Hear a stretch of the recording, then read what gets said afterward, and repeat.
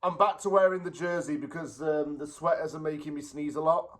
I gotta get them washed because I'm gonna confess I haven't worn them for a year. I haven't had to wear them for a year. They're covered in dust. Yeah, so they're getting cleaned. I'm wearing this, and we've got Brighton on Sunday.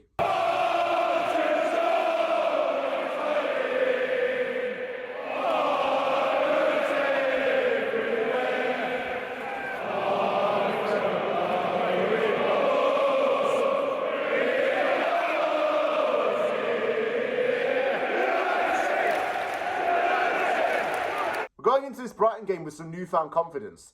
We've just got a draw against Manchester United. We now got to face a team that we, don't really have a good record against. But they're not unbeatable, even though we were 2-1 up against them and lost 3-2 last season to them. Yeah, I'm now a little bit more confident for the Brighton game. The United game basically gave me some hope, but what I'm saying is that when we lost to Brighton last season, I was pissed. But, last season's last season. This is this season. Let's give this a really good shot and a really good go. And now Brighton's a difficult team for us to play against, but I don't think we'll have a problem if we stick to our basic principles that we have under Nuno. Brighton's season's been pretty good so far, I would say.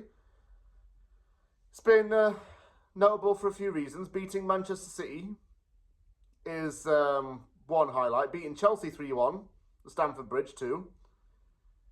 And those two made very notable results.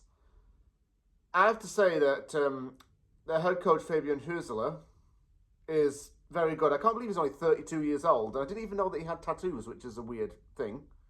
Yeah, he has 2 sleeves, which is mad. Over the summer, they lost João Pedro, they lost Pervis Estepinian, they lost Julio and Cisco. But because they had so much depth in their team and knew how to build players in the long run, which is a Brighton philosophy, they didn't even need to worry about getting rid of those guys. Tony Bloom, their owner and chairman, by the way, I didn't know that he had an investment at Hearts and Midlothian. The Hearts is top of the SPL, even though he's now being investigated for gambling. So that could derail some things. But Brighton's had an alright season so far. It's 7th in the league, and fans can't really complain that much. First player that definitely comes to mind right now is Danny Welbeck. He's got 7 goals this season. He's Brighton's all-time top goal scorer in the Premier League at 35 years old. Diego Gomez has looked pretty good as well. He's looked good ever since he signed from Inter Miami. Zimas, the teenage Greek striker, has started to find some form. I also think that Bart Verbruggen is a good goalkeeper. Sorry if I mispronounced his name. I am still tired. I worked last night. I think that other notable names include Jan-Paul van Hekke, who was a very underrated defender last season. Never got as much credit as he was due. Minte as well. Really good winger. Mitoma dropped off a little bit, but, he's still quite a talented player. I also got to mention James Milner, who's nearly 40 years old and can become the Premier League's all-time top appearance maker. 23 years in the Premier League, wow. Wow.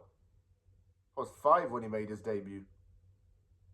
God, I'm just as old. Player who played for both, we'll say Igor Julio, because he's on loan at West Ham United from Brighton and Hove Albion. Draw in this one. I'm going to say a 1-1 draw. I'll take a draw against Brighton, to be honest, just for a bit of confidence boost. We keep the same midfield as we did against Man United. Magarza definitely will not be dropped. Potts, and it has to be Fernandes. If Somerville is back, he gets straight in there and we bolster up the left side. And keep the defence the same as it is. Give Brighton a good go. And, yeah, that's all I can really ask for.